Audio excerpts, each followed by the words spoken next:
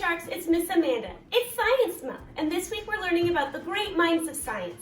Today we're going to read about one of my childhood idols, Jane Goodall. I hope you enjoy Me, Jane.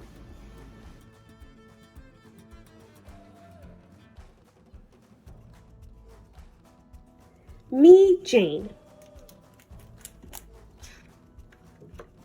by Patrick McDonnell. Jane had a stuffed toy chimpanzee named Jubilee. She cherished Jubilee and took him everywhere she went, and Jane loved to be outside. She watched birds making their nests, spiders spinning their webs, and squirrels chasing one another up and down trees. Jane learned all that she could about the animals and plants she studied in her backyard and read about in books.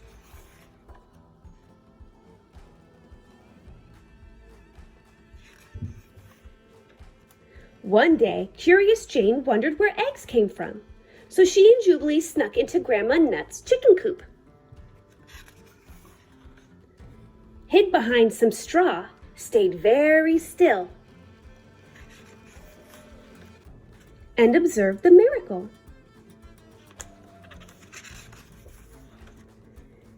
It was a magical world full of joy and wonder, and Jane felt very much a part of it.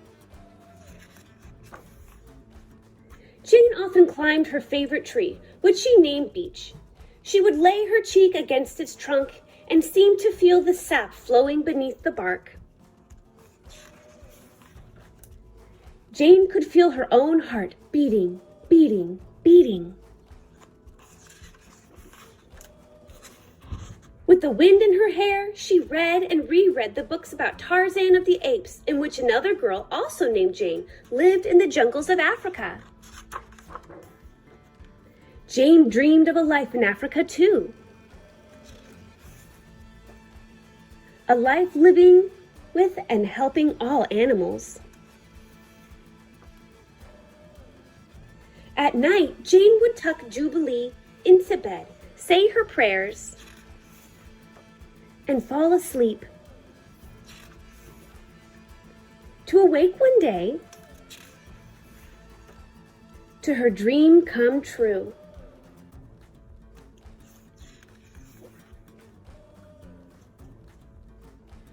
About Jane Goodall. When Jane Goodall was 10 years old, she decided that when she grew up, she would go to Africa, live with the animals, and write about them. Almost everyone told her this goal was impossible. Her family had little money, and she was a girl in a time where girls were not encouraged to pursue adventurous careers.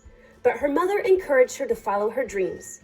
When Jane finished school, she continued to learn about Africa and worked hard to save enough money to go there.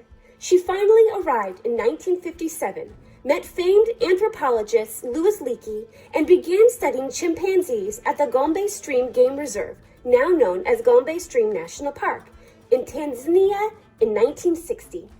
One of Jane's most important observations was her discovery that chimpanzees are able to make and use tools. Until this time, experts thought only humans were able to do so. But based on Jane's remarkable studies, the world was forced to rethink what makes humans different from animals. She wrote about these discoveries and countless other observations in her 1986 book, The Chimpanzees of Gombe, Patterns of Behavior. Today, Jane travels around the world raising awareness about the plight of chimpanzees and environmental conservation. Human populations are growing. The forests in Africa where chimpanzees live are being cut down, and chimps and other animals are being hunted for food. She set up the Jane Goodall Institute, an organization that helps communities near wild places grow more food, have clean water, and send children to school, while also teaching people how to protect the nearby wildlife.